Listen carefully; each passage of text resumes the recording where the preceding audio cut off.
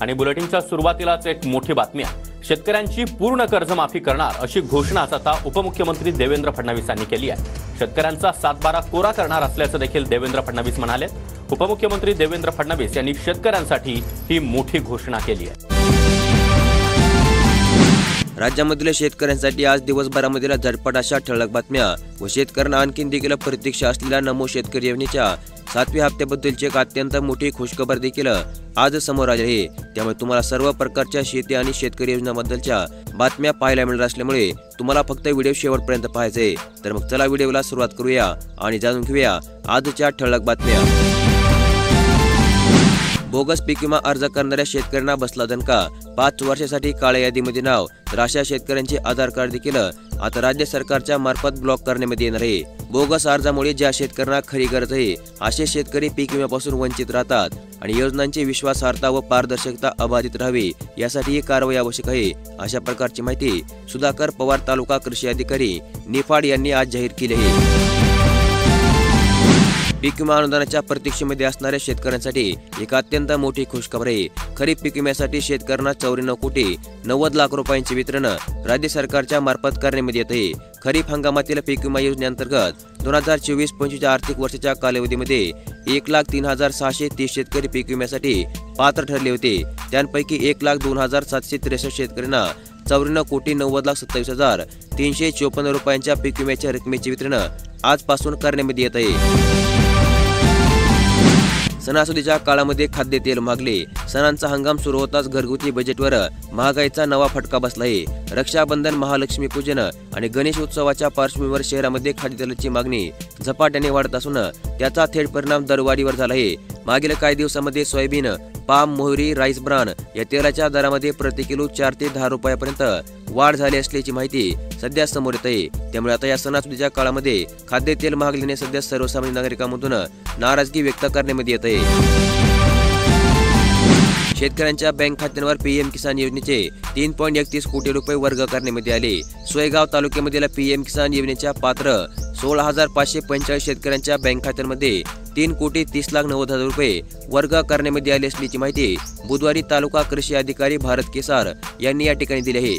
तसेच याच पीएम किसान योजनेअंतर्गतच्या पात्र शेतकऱ्यांना आता राज्य सरकारच्या नमो शेतकरी योजनेच्या 7व्या हप्त्याची प्रतीक्षा लागली असून हा नमो शेतकरी योजनेचा 7वा हप्ता नेमका किती तारखेला राज्यामधील शेतकऱ्यांच्या बँक खात्यामध्ये जमा करण्यात येईल याची तारीख देखील आज राज्य सरकारने जाहीर केली आहे आणि ही तारीख तुम्हाला आजच्या बातमीच्या शेवटी पाहायला मिळणार आहे। त्यामुळे बातम्या नक्की शेवटपर्यंत पहा।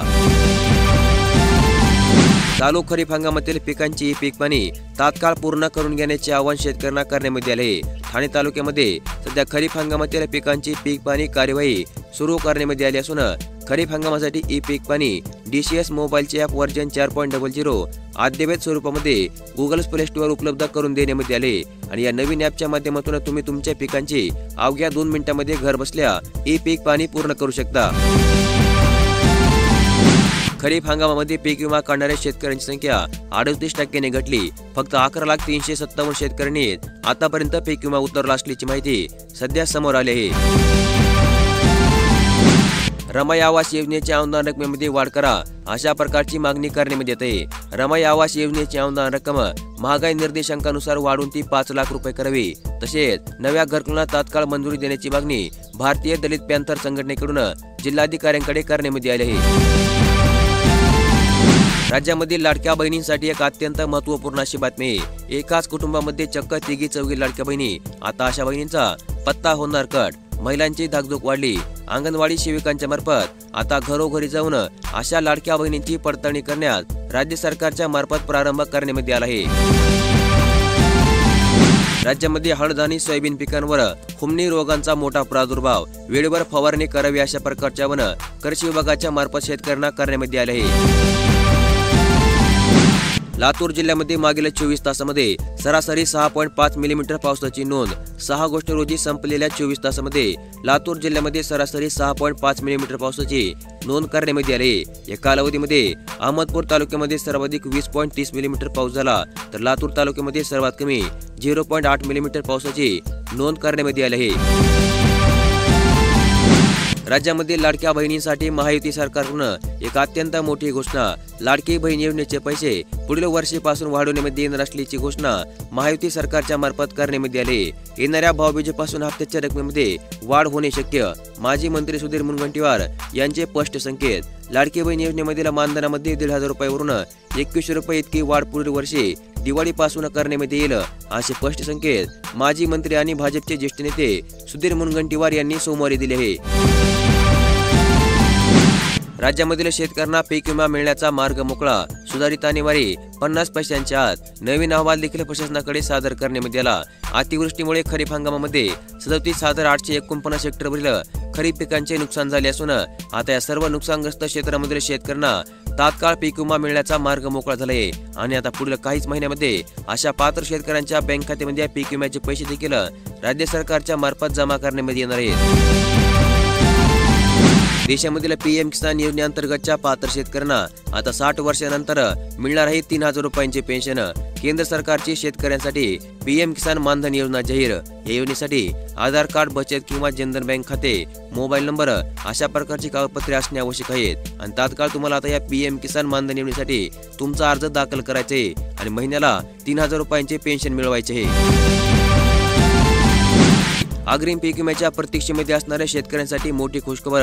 दिवाळीपूर्वी मिळणार पीक विम्याची 25% अग्रिम रक्कम. 412 कोटी रुपयांची रक्कम जिल्ह्यामधील शेतकऱ्यांच्या बँक खात्यामध्ये आता दिवाळीपूर्वी जमा करण्यात येणार आहे. कर्जमाफीच्या प्रतीक्षेमध्ये असणाऱ्या शेतकऱ्यांसाठी एक मोठी खुशखबर. शेतकऱ्यांच्या बँक खात्यामध्ये आली 1,55,00,000 रुपये. महात्मा ज्योतिराव फुले शेतकरी कर्जमुक्ती योजनेअंतर्गत लातूर जिल्ह्यामधील 1,28,088 शेतकऱ्यांच्या बँक खात्यामध्ये 1,55,00,000 रुपयांची कर्जमाफीची रक्कम राज्य सरकारच्या मार्फत जमा करण्यात आली आहे. राज्यामधील छत्रपती संभाजीनगर जिल्ह्यामधील लाडक्या बहिणींसाठी एक अत्यंत मोठी खुशखबर. 9 लाख लाडक्या बहिणींच्या बँक खात्यामध्ये प्रत्येकी 7,500 रुपयांची रक्कम जमा करण्यात आली. जिल्ह्यामधील 9,52,985 महिलांच्या बँक खात्यांवर मुख्यमंत्री माझी लाडकी बहीण योजनेचे प्रत्येकी 7,500 रुपये याप्रमाणे पैसे जमा करण्यात आले असल्याची माहिती पालकमंत्री अब्दुल सत्तार यांनी सोमवारी अजिंठा येथे पत्रकारांशी संवाद साधताना दिली आहे. राज्यामधील शेतकऱ्यांसाठी राज्याचे उपमुख्यमंत्री अजितदादा पवार यांच्याकडून एक अत्यंत मोठी घोषणा. बहिणींना 2100 रुपये देऊ तर राज्यामधील शेतकऱ्यांची सरसकट कर्जमाफी करू अशा प्रकारचे वक्तव्य राज्याचे उपमुख्यमंत्री आणि अर्थमंत्री अजितदादा पवार यांनी काल केले आहे. लाडकी बहीण योजना बंद नव्हे तर रक्कम वाढवण्यामध्ये येणार असल्याच्या चुकीच्या जाहिराती भाजपकडून करण्यात येत आहेत अशा प्रकारची माहिती काँग्रेस ज्येष्ठ नेते नाना पटोले यांच्या मार्फत देण्यात आली आहे. तर मग अशा प्रकारे राज्यामधील शेतकऱ्यांसाठी अत्यंत महत्त्वपूर्ण असणाऱ्या आज दिवसभरामधील झटपट अशा ठळक बातम्या आज आपण या व्हिडिओमध्ये पाहिल्या. आणि अशाच प्रकारच्या दररोजच्या दररोज बातम्या पाहण्यासाठी लगेचच आपले चॅनल सबस्क्राईब करून ठेवा. नोटिफिकेशन बेलला ऑलवरती सेट करून ठेवा आणि आजचा व्हिडिओ देखील लाईक करा.